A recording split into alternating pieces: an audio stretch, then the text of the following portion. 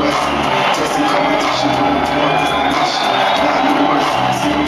and gentlemen, Sean Waltman!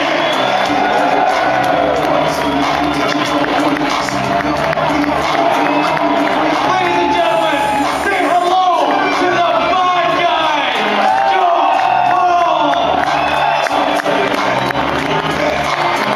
And finally, last but not least, he's the 6'2", 350-pound former world champion. He is Big Daddy Joe, Kevin Nash!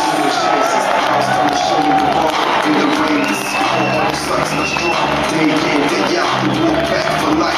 Tell them twice the guts to come to the crazy life. We care about the life, cause we make our own rules. We put up on the top, wearing big shoes. Sneeze to the crowd, please. On the front of the line, do the first level. Get in the race with these songs. Turn it back on the Wolfpack. Turn it back on the Wolfpack. You guys ready to do this? Come on, fucking louder, guys! It's the Wolfpack!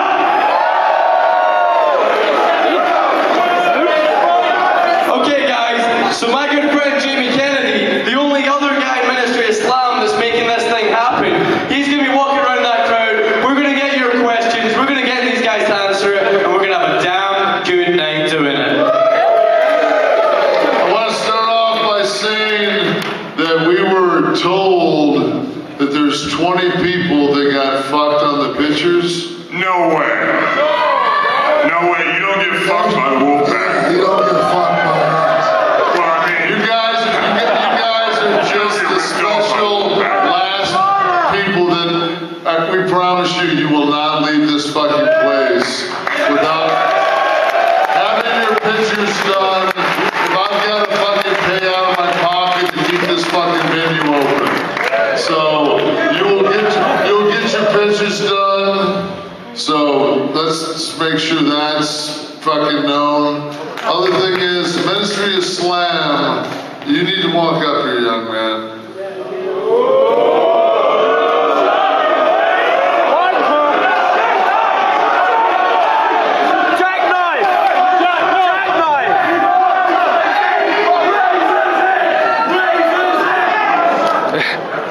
This fucking whole thing was set up. What's that douchebag's name? Chris Douche. Oh, Chris Duke. This whole thing was set up by Chris Duke. Chris Duke, I think, had a yeast infection in Milton Keys and had to bail. These two young guys have fucking been our rocks. They've been our boys. They have taken care of this and made sure that we made it. It's been hell on everybody on this crew.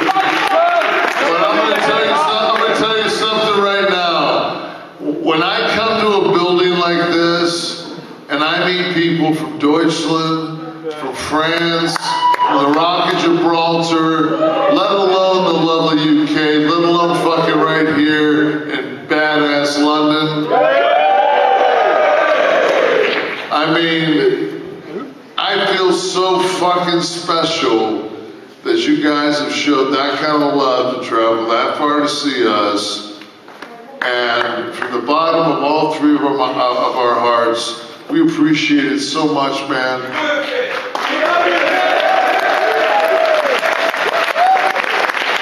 We're not worthy. We're not worthy. Thanks, man. I won't milk it too much because I'll be back here with an erection. Okay, let's get this thing started, guys. Who's got a question out there? Hands up, guys. We've got one over here. Where's Did you Jamie? fuckers sit down? I'm old, man. Oh, for fuck's sake. You're doing your chair back, Scott? I want a wheelchair. I'm not sitting in that thing, brother. I'll stand. I spent most of my life sedated. Fuck, I feel pretty good right now.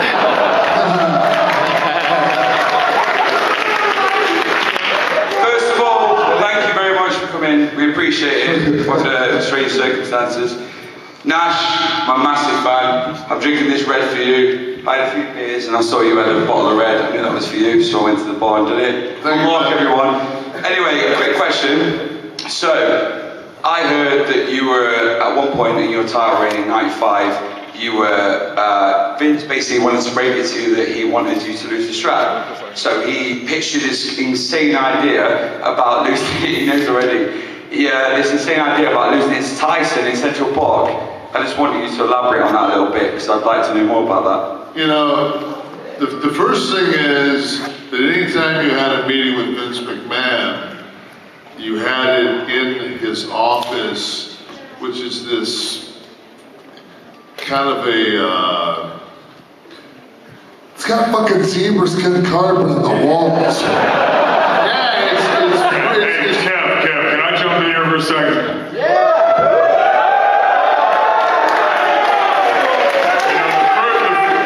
The way it works at Titan Towers, at least the way I experienced it was, if you were summoned to the office for a meeting by Vinnie Mac, they'd send a car for you, you'd be in the back.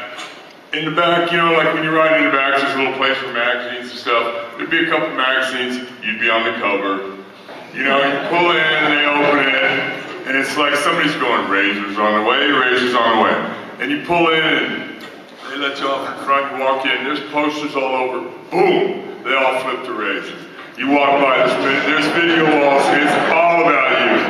It's like, you know, when, my impression, like with Vince, when I first was around him, my first match at Madison Square Garden was against Macho Man Randy Savage. Woo! And we missed him, honestly, we missed him. And before I went out, they were playing my ring music, and I remember Vince said, I'm ready to go, I know where I'm supposed to go. And he goes, no, make him wait. And I went, cool, so I started stretching and stuff. Then he went, okay, go, and I went, no, now you wait. But I mean, that whole thing about just, Vince would make you feel like everybody in this building came to see you. You're the man. But it'd be like, yeah, you're right, I am the man, I'm the man. Then you come back through and you come back to him, and you go, you're lucky you got a job. There's 10 guys who do it better and cheaper. And you're like, okay, sorry. Can I go? Well, I just want to say hi to everybody, Kev. So anyway, Don't you start with me, Buster. Yeah, me and you in the parking lot. And I'm bringing Kev. I'll have a match as long as it's Kelly hit me with the Frankensteiner for an hour and a half. So anyway, I don't have my meeting with Vince in his office. I go to the production studio and they take me to one of the beheaded suites, which has a fucking 25-foot piece of glass in front of it in case when he pitches this to me, I kill him. So there's fucking witnesses, which I thought was strange. So he goes in onto this fucking whole elaborate, and then right there, where you know, Central Park's full, and you're gonna fight Tyson. I'm like, how much am I getting paid to fight Tyson? It's for charity. Dude, I'm not getting knocked the fuck out for charity. I'm sorry. He goes, it's around and around and around it goes, and finally, is under his breath, he goes, and then he'll drop the belt to Brett so we can get it Sean. I'm like, what? Yeah, we want to get the belt to Sean. I'm like, Jesus, he lobbied long enough. Fuck, he can have it. You know, I'm tired of carrying my belt. And the thing was, the match that I had with Bret Hart to lose the belt at Survivor Series is probably one of the 3 best matches I had in my career. Amen.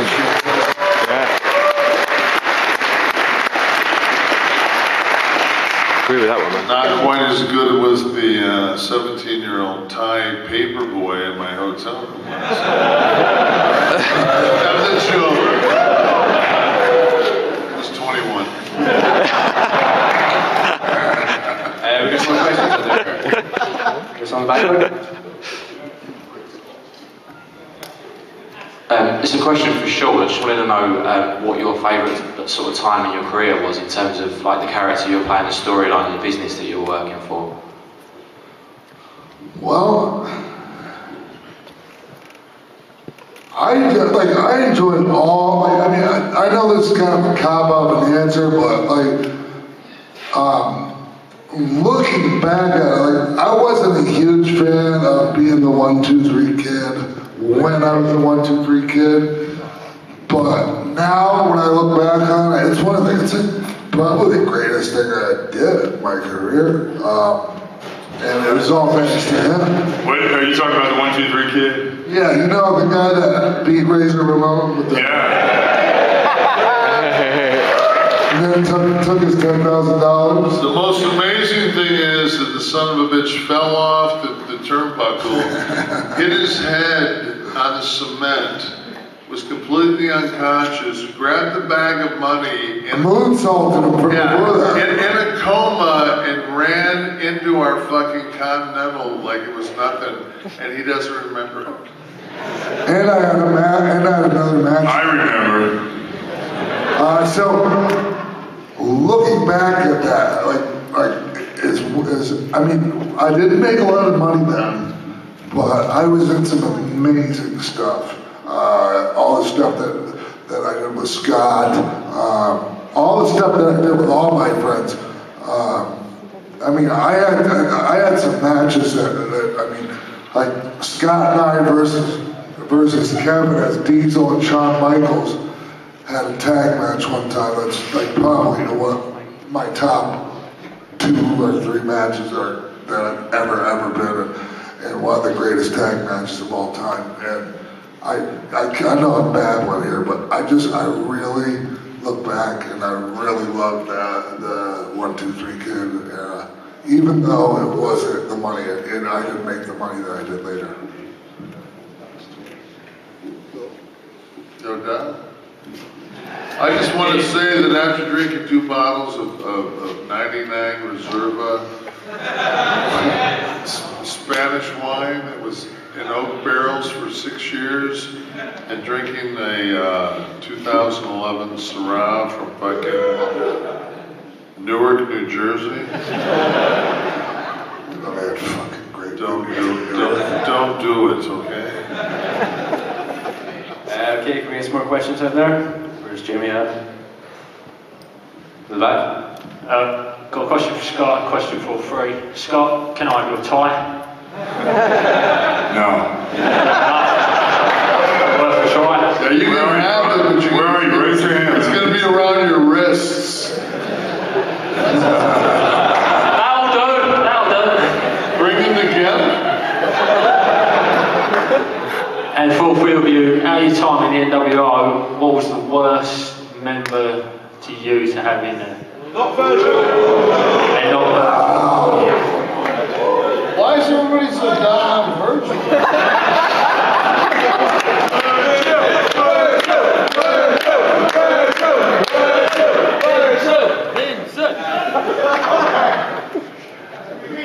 I'm a Virgil guy. I'll just say after San Antonio 2 weeks ago, I'm gonna fucking put it on the back wall. Oh yeah. Anything? I just said booyah. Motherfucker. Can we get some over there? Say, Jimmy, where are you? Go right up to the back here. If you three could fight anyone at WrestleMania next year, who would it be? I'd like to start with, I'd like to go up against Joe.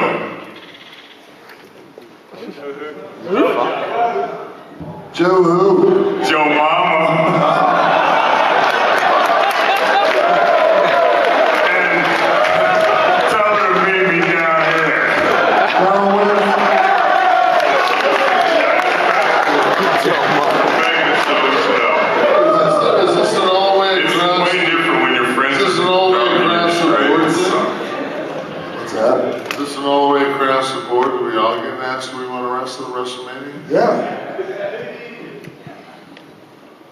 Max? Oh, fuck.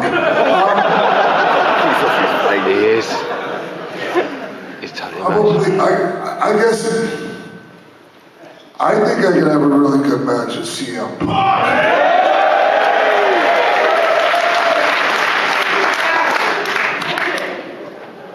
Yep. You think Vince would mind if I came to ringside? I don't really care what Punk thinks. Huh? I said, I don't know if Vince would mind, but the people would sure love it.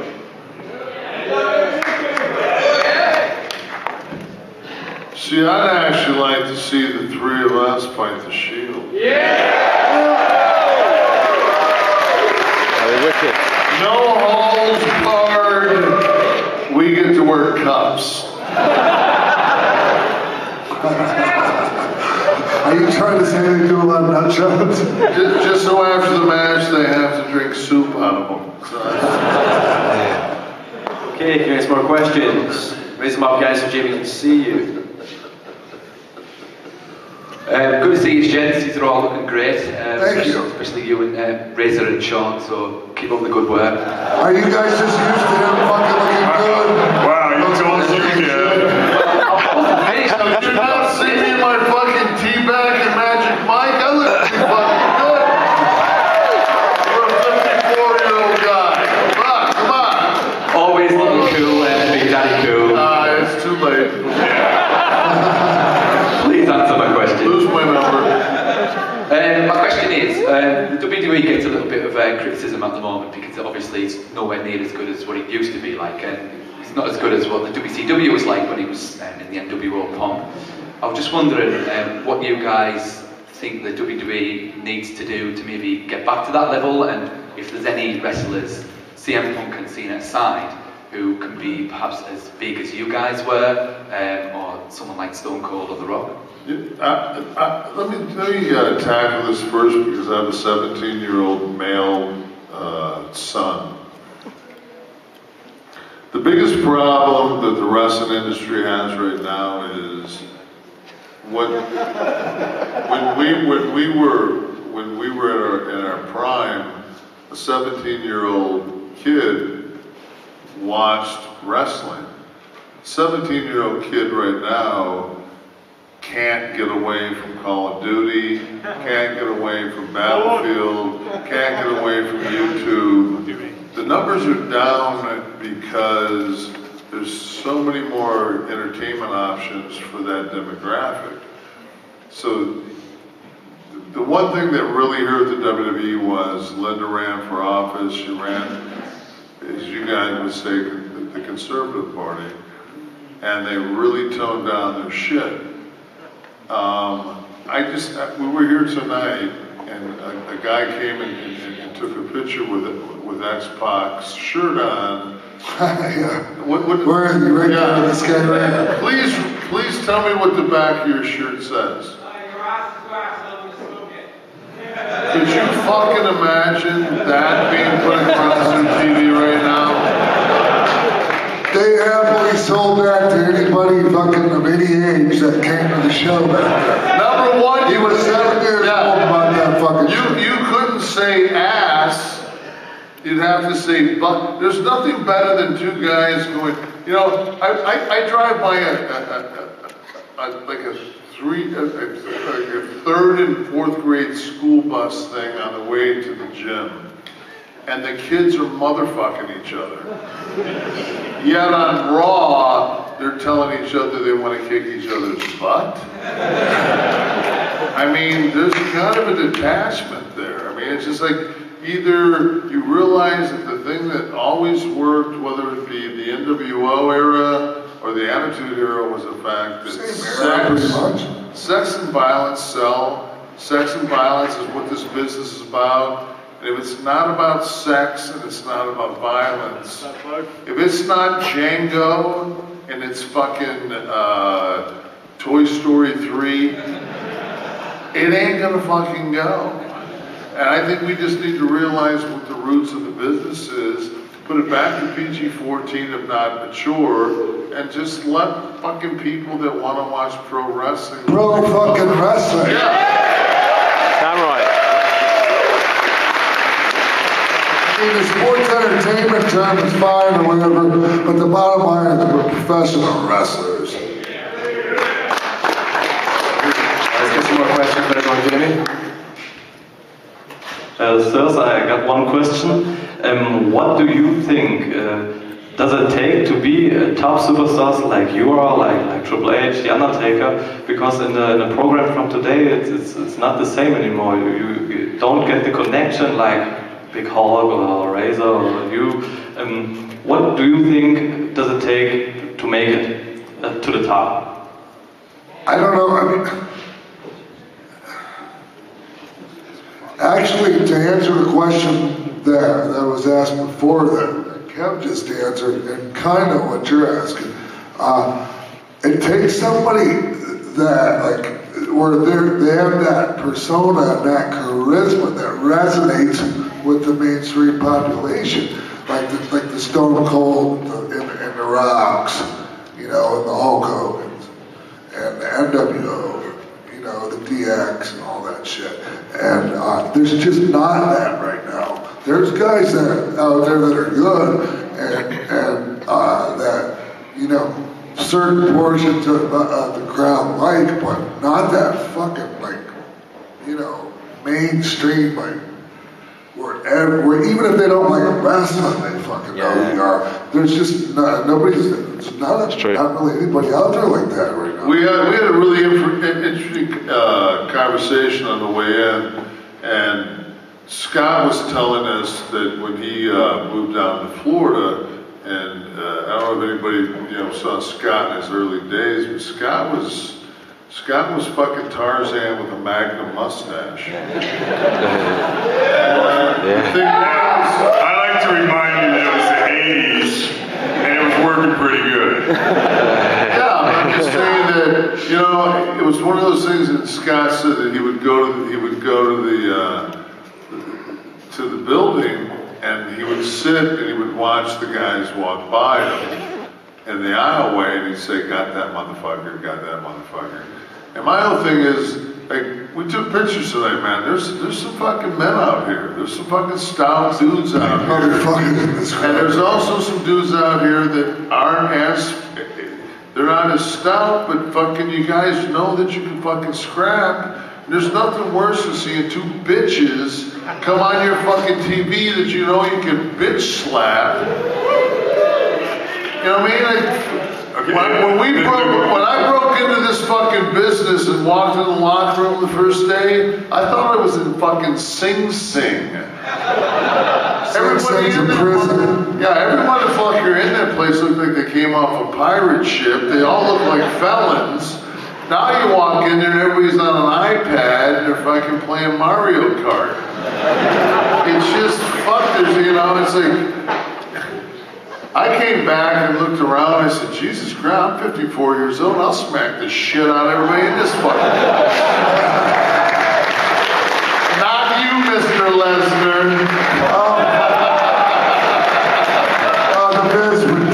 Not you, Mr. Lesnar, that wasn't directed to you at all. Hope you're fucking, whatever that dick shit with the fucking seed in your intestines is better, but I don't mind any part of you. You're a big bad motherfucker, but the rest of you, I'll beat the fuck out of. And I'm 54 and that's fucked up.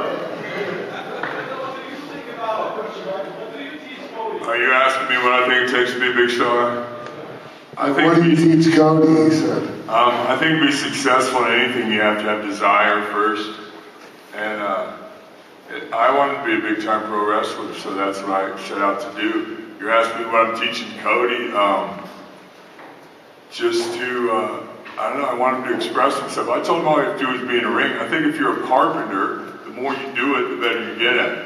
I've only been a wrestler and worked in strip clubs, so I don't really know anything else. And Cody has not done anything but be a pro wrestler, so we moved to a little place in Atlanta now where we're living like pro wrestlers and focusing on that. So we study wrestling, we watch a lot of old stuff, because I think the stuff that's so old is like new again because no one's seen it. And I'm teaching him how to register and sell because he's so damn big. He's 6'8", like 260, cut, and he's 22. He's money. He's my. I spent all my money on rehab, so thank God I got Cody, and I'm teaching him the good and bad side of the business. I think desire is the main thing in anything, and you just follow your dreams. I think your parents have got to determine what your gifts are, and if you're smart, when you get older, you figure out what they are and you pursue them. Because when you do something you love and you get paid, you never work. Yeah. I've never worked a day in my life.